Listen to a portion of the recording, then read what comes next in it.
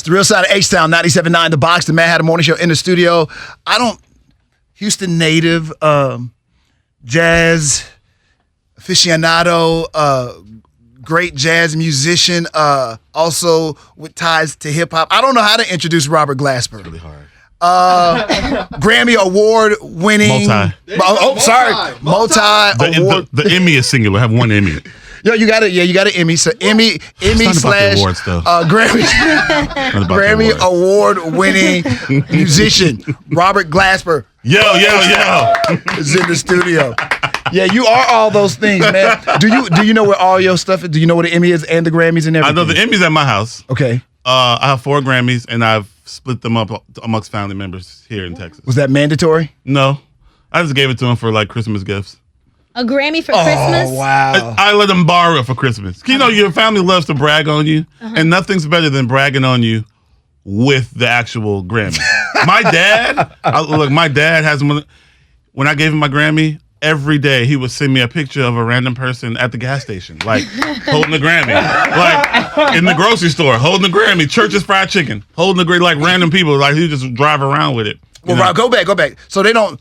For those who may not be aware of who this once Elkins High School student is, yes. Can you tell them who you are and what you got your Grammys for? I know we said jazz musician, but some may not know. I'm at heart I'm a jazz musician, and that's how I got signed to Blue Note Records in 2005. I went to Elkins freshman year. Yep. Then went to HSPVA the next 3 years. Yes, sir. Got a full scholarship to college in New York, the new school. But then, I got signed to Blue Note Records. I did a few jazz albums. Then in 2011, I did a record called Black Radio, which combined all the different styles of music that I loved and all the people I've met in my years of being in New York. You know, I used to live down the street from Common. I used to give them piano lessons. You know, really? Okay. Yeah, Erica used to live like 2 blocks from me, so she used to come over and play me her demo, like playing me ideas for songs. You know what I mean? On tape. Tape. Yeah. It's wild back. I understand. I remember Jazz is like she don't know what you're talking about. It was actually 97, but she had stuff on tape. You know what I mean? Tape. So I just, these are people I just known for years because I met Bilal, the singer Bilal, in college. Is he the person responsible for getting you all hooked up with the hip hop side? Yes, because I was his music director. He got signed to Interscope Records, right, with Jimmy Iovine and them, and from that, being on the road with him, I was his music director. So we were opening up for Erica and Common and Mos Def and Jill Scott and all those people. So I've got to know them through the years because of that. And I used to play in the Roots too a lot. Wow. So because of my relationship with Bilal. So then I did a record called Black Radio in 2011 that basically mixed all those together, and I literally texted everybody like, "Yo, I'm doing a record. You want to be on it?" And then I really was only supposed to be half, 6 people, and then six guests, and then just my band. But it ended up snowballing. All my friends were calling me like, "Yo, you can't. You doing the record? I can't be on." So it ended up being a whole record of all these guests, and I had the option to put it in the jazz category or the R&B category for album of the year. I was like, let me see what happens. And I put it in the R&B category. We won R&B album of the year. I did not know that. I thought it was for jazz. No, R&B album of the year. I don't even have a jazz Grammy. All my Grammys, none of them are jazz. I have R&B album of the year, which is the first year they did not televise R&B album of the year when I won it because it wasn't good TV because no one knew who I was. Because I beat out R. Kelly. I beat out R. Kelly. I beat out what's the white dude name? Robin Thicke. And I beat out Anthony Hamilton. So all these people are like, and Tyrese. Everybody's like, who is this dude? Oh, you know what? That's when we all learned as I was the same way. I heard about we had Houston heard about native, it. And we heard Houston. Grammy. I'm like, how's this guy from Houston? We don't know who he is. Right. And he went to Elkins, So yeah. So that's you're right. You're right. So nobody knew who I was. So they were like, we're not putting that on TV. You can't put black people you don't know on TV. You only get 4. It's not Rihanna. It's not Drake. It's not, So that happened. So then the next year, I did another album, Black Radio 2. Right. And I got nominated for R&B album of the year again. But then this time I won Best Traditional R&B Song because I did a remake of Jesus Children of America, Stevie Wonder's Jesus Children of America, and I did it with Layla Hathaway. Yep. And we won Best Traditional R&B Song. Won the Okay. Grammy for that. Wow. And then I scored a movie with Don Cheadle. Don Cheadle did a movie about Miles Davis. Yep. Called Miles Ahead. Yep. And that was my first time ever scoring a movie. And I scored the movie. I didn't know you scored the whole movie. I thought you just played.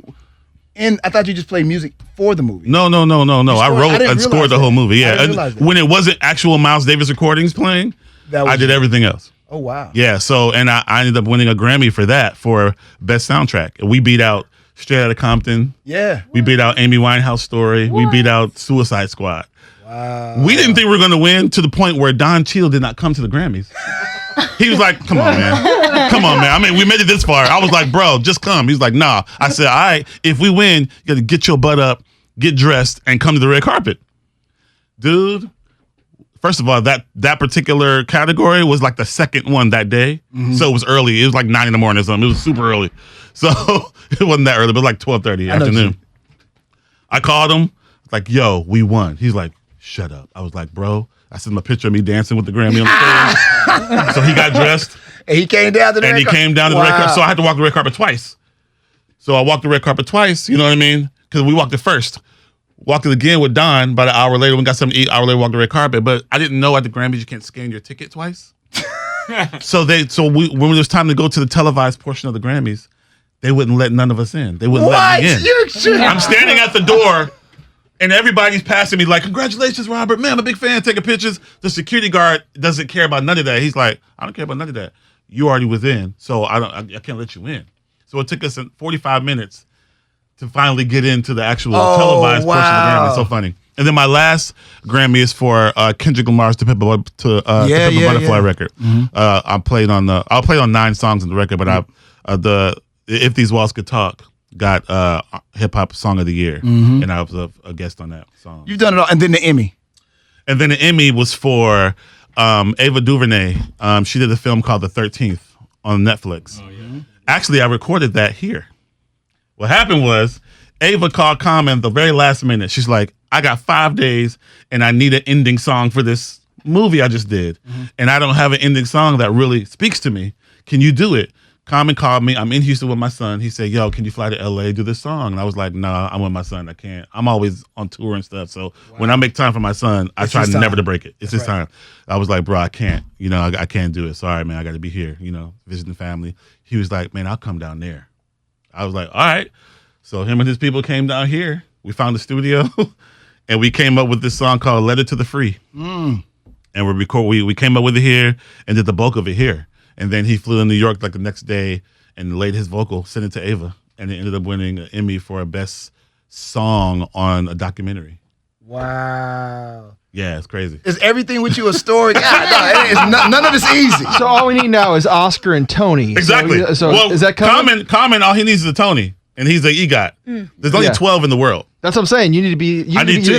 Yeah. We're in the process of figuring out a literally, we're figuring out a Broadway play. We're going to write a Broadway play. Really? 100%. About what? I don't know yet. But it's going to be written. It's going to be written. But it's being written. It's going to be written for sure. It's being written. Definitely. Do you know what you want to talk about? What you want it to be about? It's going to be something social, of course. It's Common. You know what I mean? So it's going to be definitely something social because that's what's missing in Broadway. You know what I mean? A lot of it, you know, especially what's going on now, I think it's going to have a lot to tie in with. Absolutely. You know what I mean? So, yeah. What's your deal with Common, man? Is this your musical hip-hop brother? Yeah, Muse. I like that, Rob. Muse. Yeah, well, you know what? He was my first cat I hung around. Like in 1998, when I moved to New York, Bilal was like, yo, man, my boy's a rapper. He really wants to learn how to play piano. Can you give him lessons? I was like, all right. So I used to walk over to his house and give him lessons, but I didn't know who he was because I wasn't hardcore into hip-hop yet.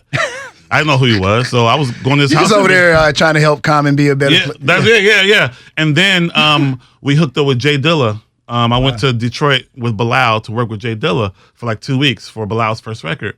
And, you know, Common was on that, and then they did his album called Like Water for Chocolate. Mm-hmm. And I was in the studio watching them record Like Water for Chocolate. At the same time, they were this is at Electric Ladyland Studios. My dormitory for college was across the street.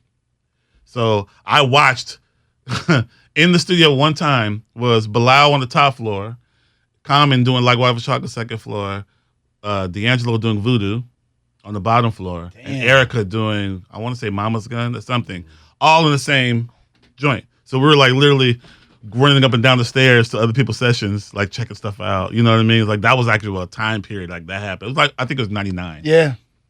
But yeah, so that was the time period, you know, that So how does this relationship? Obviously, it's continued up until now because now you have this new group. August Greene. August Greene. Yeah. Yeah. So Common's last record called Black America Again. That was his last solo record. Me and Kareem Riggins. Kareem Riggins is an amazing producer and a drummer. Mm-hmm. Me and Kareem Riggins produced that record together for Common. So when we were all in the studio together, Common was like, man, I love this synergy. I love the way we work together. I love the vibe, man. He's like, man, y'all want to do a group? You know what I mean? I was like, yeah, we should do a group. That'd be dope. Because he's like, I feel like we could do stuff musically that I can't normally do if I go under just my name. You know what I mean? We can go other places and do other things. You know what I mean? I was like, cool, let's do it. So we formed the group. Then Amazon came to us and was like, hey, y'all want to do this group and do it with Amazon Music? Let's do a special deal. So our album came out only on Amazon. Yep. It was a special deal with Amazon. I had to find that out the hard way. Right. Exactly. Well, you could have emailed me. I try to support a brother. Right, right. Damn, so for 2 months, it was only on Amazon. Mm-hmm. April and most of May, or March, April, was only on Amazon. And then like mid-May, it became available on all platforms. So August Greene with an E at the end of Green. So where did the name August Greene come from first? It's random as hell. It's just something that Common and Kareem came up with it. They're both like vegan-y people. What do they Have we got a couple in here too, Robert? It's okay. He's a vegan-y people. My little girl's a vegan-y people. Look, every time we go in the studio, I'd be like, yo, Raj, this is not hip hop, bro. Look at this. Where's the Cristal? There'd be mad juice and grains and what the hell, bro? Fresh press juice. He's really loves jazz. Like he used to come to my trio, my jazz shows in like 1999 and 98 stuff at my smaller cafes in Brooklyn when I'm just trying to make some money, little $50 gigs. But he used to come, hang out and rhyme, would jump on stage and rhyme and stuff. So we've been at this for a minute. Like he loves making things out of thin air. Mm-hmm. He's one of the last he really freestyles. Yeah, you know what I mean? Like off the dome. Yeah, he's been here before. 100%. Yeah. And he's really good. Yeah, you know what I mean? So when we go in the studio, it's just like that. We walk in. Kareem likes to go in a little early. He'll play like 30 minutes worth of drum, just beats, random beats, live drums, real drums. Then come out, and we'll all just sit there and listen, and we'll all be like, "Ooh, that part." And he'll like that part. And he'll take that part, chop that part, loop it, and then I'll go in with my keyboard and stuff, and I'll come up and I'll just start playing stuff, and Rashid and Kareem will be like, "Ooh, that," and I'll be like, "Oh, you like that?" It's recording already, so we'll take that. Look at that. This sounds like a hard process, bro. No, it's super easy. Because it's still hip hop. Coop, you're a producer, so you're going in and you're finding something you like, and then you loop it. Right. So it's still hip hop. I mean, it's jazz, but it's still hip hop. Yeah. So then you play something, I find what I like, I loop that, and I put it on top. It's still hip hop. Yeah, it's still hip hop, 100%. Yeah. And then we loop it, and then Rashid goes into the mic and freestyles a little vibe to try to get a little vibe on it. And then we just go from there, and boom. That's one thing. Like, we'll go to the studio, we'll come up with like 9, 10 ideas in a day. You know what I mean? Sometimes more than that. If we're just really in the, and then it's just super easy. Then we hear something, we're like, yo, who do you hear on this? You know what I mean? We'll find out a guest, blah, blah, blah. So when we think of something, we do it. Did you know you guys were going to take this on the road too and perform? Was that part of the Yes, easy? the hard part was finding when, because my schedule's crazy, his schedule's already crazy, Kareem's schedule's crazy. But we found that November was like a perfect month for all of us. That's why we didn't go on tour earlier. You know what I mean? So November was the perfect month for all of us. So we decided to just do this whole November tour, This is crazy. Like, okay, so how all these guys who have so much going on, how do you find the time? And with you, Rob, and Kareem as well, you guys are jazz musicians. Right. So that's a whole nother, it's like you like dipping and dabbling in all these worlds. Exactly. So it's really hard because, if I'm about to play in the market, it's like one of them things where, you can't play in the market 3 months before you get to the market. Right, with somebody, right. blah, blah, blah, blah. So it's like, I'll be like, my manager will be like, hey, can we do a gig here? Rashid will be like, I'm playing that market the month before or a month after that gig. So I can't do, you know what I mean? Right, yeah. So it's all this song and dance stuff with all of our schedule. Kareem was just here with Dying to Crawl. I was going to ask you He's a guys. drummer, you know, Here so. he is, Diana Krall, incredible jazz. This lady is incredible. I have a lot of her records. So, what do you love the most in your world? I know you get to go through all these different places, but is there a place where I love this jazz world? I love this hip hop world when I'm in it. Is there a particular place that you like to be? And then you've performed with so many artists, hip hop and jazz. I'm just curious, and I know you won't tell me. And R&B too. Right. Yeah, so is there a particular artist, is there a particular style you choose, and is there a particular artist from each genre that you like to work with the most? And I hate to do that to you because I don't want the other ones to get mad. Because your list, you get tired of looking at it because you and Kareem, it's like a who's who of who we've played with. Right. And in hip hop, my favorite cats to work with, it's two. It's Common and it's Mos.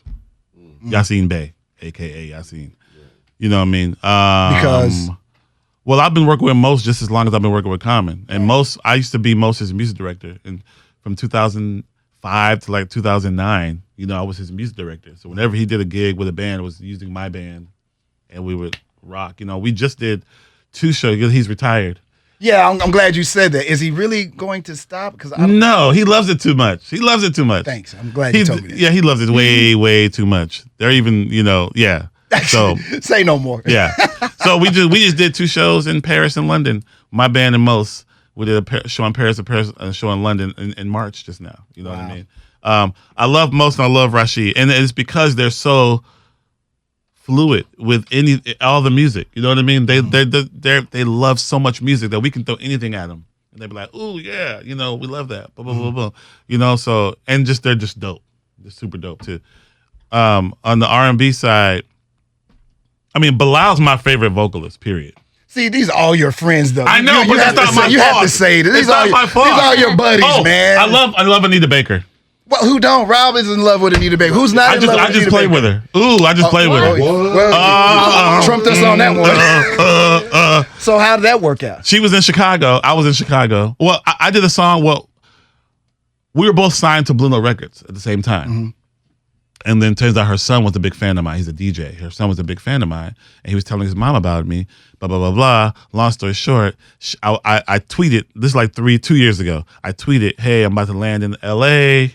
What's up, L.A.? Something like that. She tweeted me, like, come by the studio. I was like, Anita Baker, and I met her once before. Anita Baker just tweets you. She tweets me. So I'm like, I met her once before. You know what I mean? I get you. I'm like, oh, snap. It was a DM. I'm like, oh, snap. So I'm like, okay, where's studio? I get in there. She's like, I want you to hear my new album. So I'm like, oh, snap. All right. So I listened to the album, listened to it down, and she was like, I wish I would have known you were going to be here. I'm about to turn this album in. We wish we could have did a song together. I said, I bet you I'll write you a song today. She was like, today? What? I was like, I bet you I'll write you a song today. She was like, I mean, all right. Bro, I wrote a song in 1 hour. I sat there, wrote this song. What? At the studio? At the studio. While we were there, she was sitting there. I wrote this song. I took it to my boy's studio where he is. He put drums on it, bass on it. We built up the track.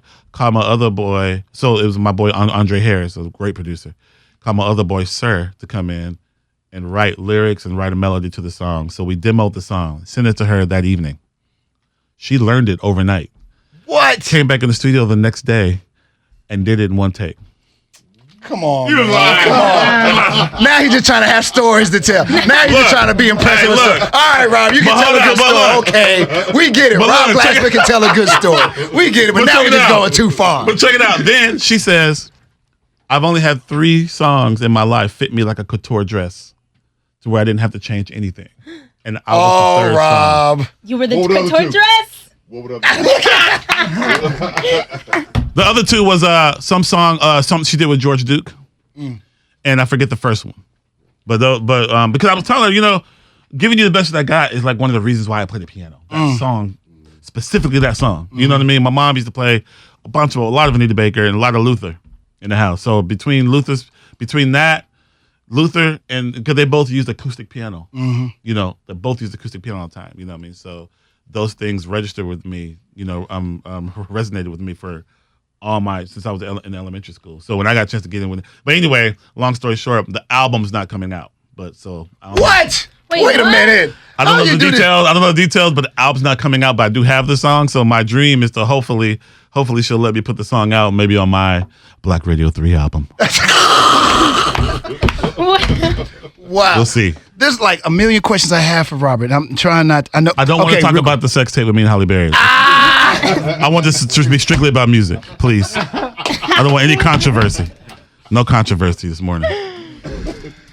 That's behind me. He made me forget what I was going to ask. That's man. behind me. ask It was a 3 weeks ago. It's behind me.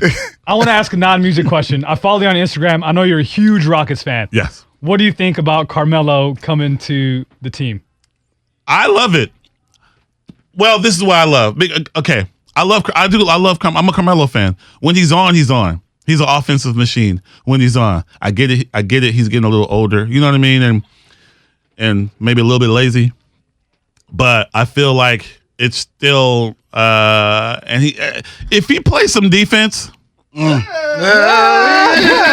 my thing. I think that I feel that if he play a little defense and just and really give us what he can do on offense, I think it'll be great. I'm mad that we lost Ariza on Bob Moute.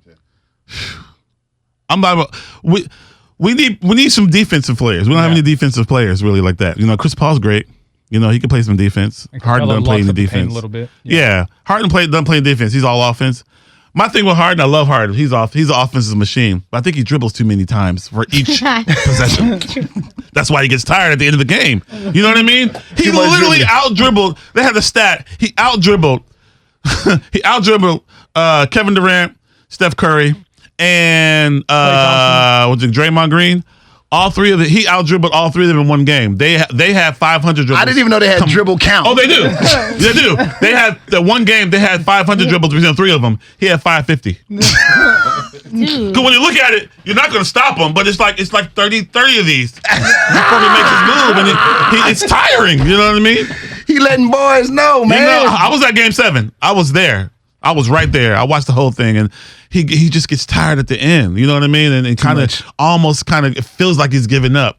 And it was so close. You know what I mean? So I feel like if he worked on that, maybe just like a Tim Hardaway 1-2, like pow. You know what I mean? Like give me the crossover, get to the rim, boom. Because too many dribbles, you get a little winded. Harden is somewhere saying, okay, note taken. Oh yeah, you know what I mean? Hey Harden, if you're hearing, this is Robert Glasper, basketball extraordinaire. Ask Elkins. I played on the team. I was a B team, but you were there. I was there.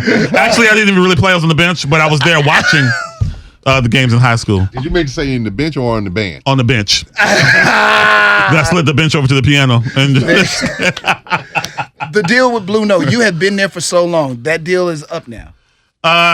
Technically, yes. Technically, it's over. So I just did my last record for them. So what does this mean now? Because your whole career was at Blue Note. Yeah. I mean, and Blue Note, because we were talking about it earlier, Blue Note is such a well-established, historic jazz record label. Yeah, it's great. And it's an honor to be on that record label and all that stuff. But my career I've ventured out into other areas that they don't deal with. You know what I mean? I'm not just a jazz guy anymore. You know what I mean? I'm a producer. Do R&B, hip hop. I play in those things. So you felt like my stuff you're in has the box? Yeah, kind of. You know, I mean, it can feel like that sometimes. You know what I mean? But they're very lenient in letting me do what I want to do. Mm-hmm. You know what I mean? So I love them a lot. You know what I mean? But you know, it is like, you know, spread your wings, fly away to a place. You know. Robert Glasper, Grammy Award winner. Emmy, multi-Grammy. I'm sorry, Get it right. Multi-Grammy Award winning jazz pianist. I don't know what to call you. Musician, producer, composer, model. I'm a lot of things. Super artist. Thank you. Love that one. So what? Okay. So what?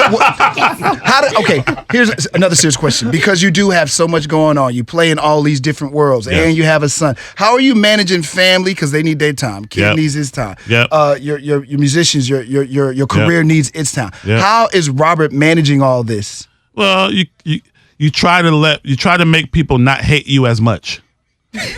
because they're going to do that. They're going to be mad. You know what I mean? It comes to the territory. You're not going to get away from that. So it's just one of them things where like, okay, this month, how can I make you not hate me as much as last month? You know, so I try to, like, when I come home, I try to do these trips with my son. We went to Universal Studios in LA like 2 days ago. Mm-hmm. Did that. We come here, hang out with the family, cousins, try to do that, try to make it up to them as much as you can.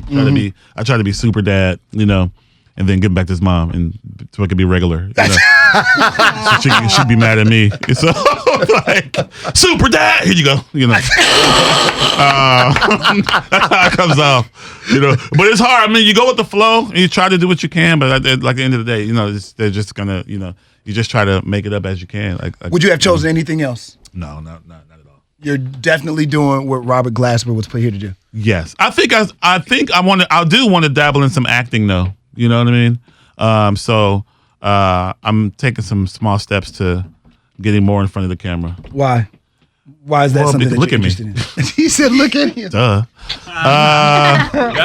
Besides the fact that I'm handsome, not sure why that's funny, sir. But besides the fact that I'm handsome, apparently I'm hilarious. Everyone likes to tell me I'm hilarious. And you know what I'm saying? I have my Instagram account. I do a lot of stupid stuff because that's just who I am. I'm just that guy. You know what I mean? Funny. My dad's like that too. Mm-hmm. My whole family's like that, really. I just want to. That's a part of my personality, and I've always put my personality in my music. In who I am. I'm the same off stage as I am on stage. You are funny. You've done so many great things. What's the little thing that you do for NPR? You performed on Tiny Desk. Tiny Desk. Yeah, Tiny Desk was fun. They were like tripping because when you came here the first time, I'm like, man, that's Robert Glasper. Right. I was really tripping. Right. I'm like, man. I was tripping. I saw you. I was like, that's mad. You don't understand. Nah, I really was. I'm like, don't let me start it right now. No, don't start it. Because y'all both gonna be going back. What's up, y'all? What you got? I'm sorry. We'll be going back and forth. But you've done so much, and and you've worked with so many tremendous people. You know what? Here you go. How is it? How do I ask this question? Yes. How is it when you have to deal with those personalities, those egotistical, hard personalities, when you have to do what you have to do? I don't want to ask who was like the a-hole or anything like that. Right. But in this business, you come across them. Oh yeah, 100%. And you have to play for them oftentimes, or make music for them. Well, this is the thing. In 2005, that's when my career changed, and I didn't have to do anything I didn't want to do, because that's when I got signed and I was doing my own thing. Mm-hmm. You know what I mean? So whenever I got into a situation that I realized, I was bye-bye. Quickly. Would you really? Oh, I've done that quickly. I've done that to a few artists. Oh, I want to ask. Oh, I'll say a name. Let her rip. You ready? I'm ready. Lauryn Hill. What? Why you do Lauryn Hill like that? No. Why she do me like that? I mean, if you ask any musician, most people wouldn't know unless you know musicians that's played for her. Mm-hmm. But I did a show with Lauryn. This is 2008, I guess. Mm-hmm. It's from Mont Blanc Jewelry Corporation, right? She's getting $500,000 for this show. It's a 20-minute show. My friend was the MD. He said, Rob, we're doing a show in LA. You want to do this show? Mind you, 2 years prior, she had been calling me, trying to get me to come to her house to audition. I'm already a signed artist. I'm traveling the world doing my own thing. I don't do auditions. So I was like, sorry, I don't do auditions. If you want me, you can listen to my album. I like you. You can do like that, but I'm not auditioning. I don't audition. Now, Rob, that could have came across a little. No, but this is what it is. She was calling me, talking about play for me over the phone. What? I'm not doing that. Yeah, can you play over the phone then? Blah blah blah blah blah. I'm like, no, but I do have albums out. #1 jazz albums on the charts. If you like, you can check those out, and then you know what I mean. But I'm not auditioning. That's just I'm not. So then my boy's like, yo, Lauryn has a show in New York. Do you want to play? I'm like, all right, what's the deal? He's like, we're rehearsing for 1 week for a 20-minute show. I'm like, oh, okay, cool. So we rehearse a whole week, like 10 hours a day. Every day she comes in and changes the show, changes what she wants to do. Completely. We're like, okay, so, anyway, the last rehearsal, she doesn't show up. Her manager shows up and says, Lauryn's not really feeling the way you guys have been learning the music, so we're going to cut your pay in half.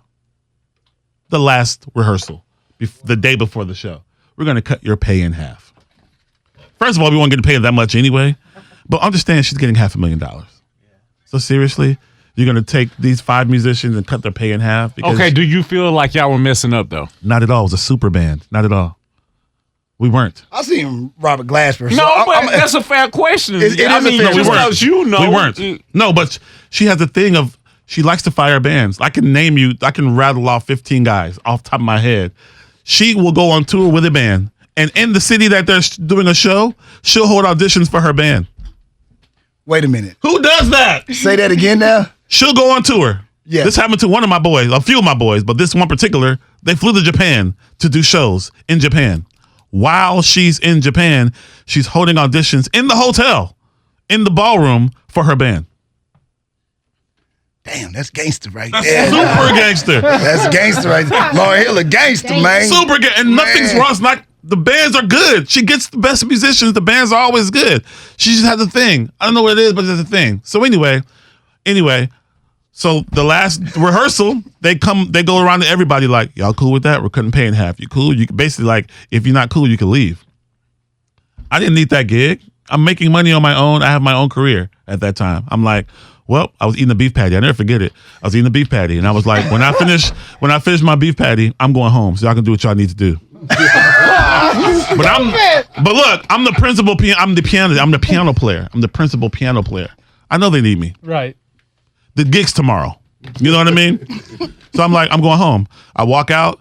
The manager runs, and first of all, before she even came in, the MD, my friend, was like, just so you know, don't look her in the eye. Call her Miss Hill. So these rumors be true like That's 100% true. 100%. Don't look her in the eye. And you have to call her Miss Hill. Don't look her in the eye. So in one of the days in rehearsal, she was like, Robert, I need you to blah, blah, blah. I was like, okay, Lauryn. Respect, I respect. Respect.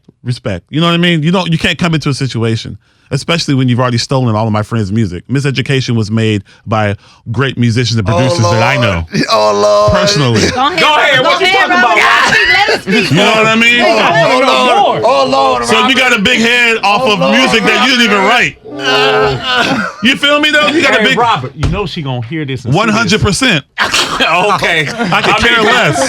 This show is known for getting people. I'm ready. I don't care. Oh my goodness. Because nothing I'm saying is a lie. Point to me where the lie is, then we can have a conversation. But if she looks at it, it's very true. It's 100% true. Yeesh. That's why they got their money. You know what I mean? Didn't know this was going to be a controversial interview with Robert so, Glasper. Hey, And that's why she rearranges the music on the tour, right? yes, all kinds of stuff. But look, Oh, that's why. Just checking. I was wondering why. I guess that, whatever. But what I'm saying is this: I went into it knowing, okay, you steal music. You know what I mean? I knew that. Oh, God. Okay. But look, this is my thing. Oh, God. I met Steal music. Look, Lauryn Hill. Look, Holy crap. I've met Stevie Wonder and hung out with Stevie. I've met Quincy Jones, hung out with Quincy Jones. I've met Herbie Hancock, hung out with Herbie Hancock. If Great. those 3 people can be cool, Lauryn Hill should be able to be cool. You haven't done enough to be the way you are. You just have not. The one thing you did that was great, you didn't do. All right, Robert. No, we want to know, Hatta.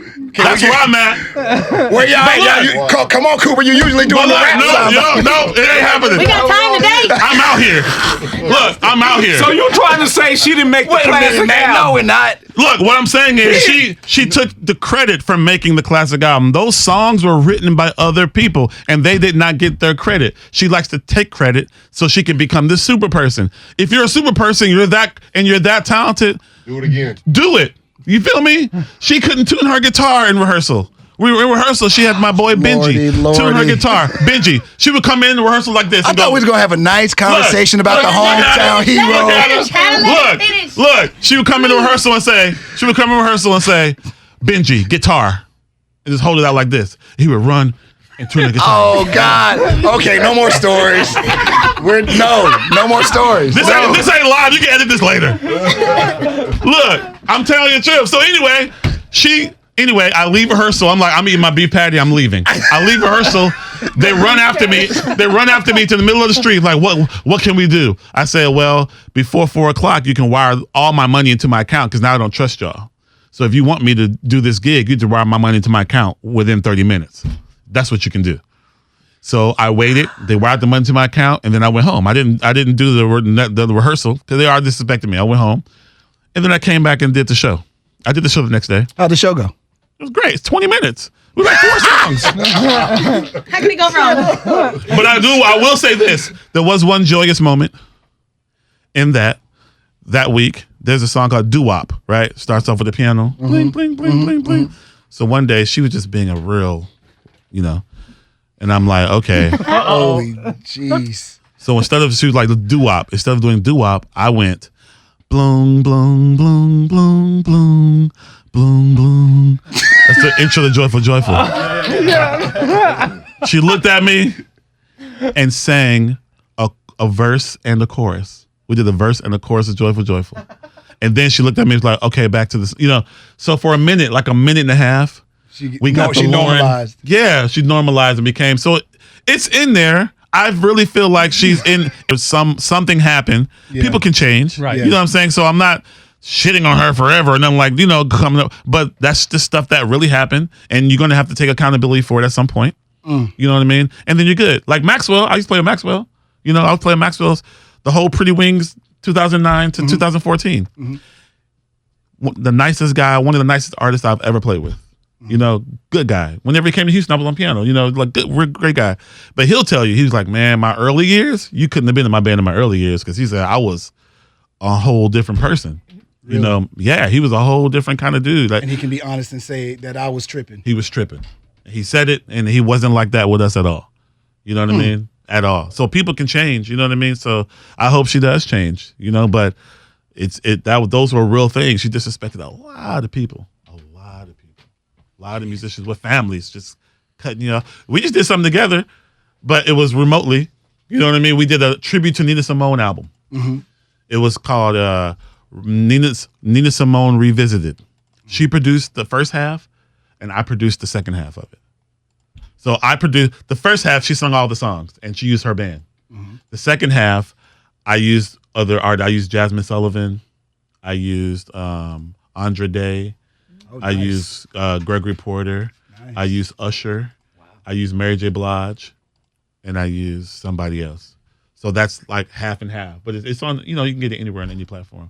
But we're in the same room. But RCA was like, Robert, we want you to produce this album. And then they came to me a few days later, like, Lauryn wants to do it too. Will y'all do it together? She'll do the first half, do the second half. Wow. Well, you've took my breath away this morning. Let's talk about that August Greene concert. When is that going down again? So August Greene, the concert is going to be at the Smart Financial Center, November 24th. I love Robert, y'all. November 24th is going down. Actually, we're doing remixes this month. So we're putting out remixes from the August Greene album. Oh, really? Okay. Every day, every week, starting next Friday, every Friday, and the first week of September, I think. We did like 4 remixes. Cool. So we did on the August Greene project, we did a version of Optimistic from Sounds of Blackness. Yeah. With Brandy. We Have play you that heard- in We the morning. played We that. play that every morning. That's the version we played. Yeah, and they shit on me, Robert, No, for I that. don't. They shit on me. Oh, for I that. got mad. They I started did. making fun of me. I did. Because I picked it out. I was like, hey, No, man, because every Friday we okay, play every Friday that's our song. Every Friday we play the And- original yeah. Optimistic from Right. Sounds of and I Blackness. never heard it before, and I was Brandon like, man, that is the classic. As soon as with- the August Greene album came out, I pulled it up. I was like, Monday morning we got to play this, and we played from it. here on out, We killed it though. I love it. we play the Robert version. Come on. There we go. Now check it out. Every Friday we play Robert. I just version. did it. Hold on.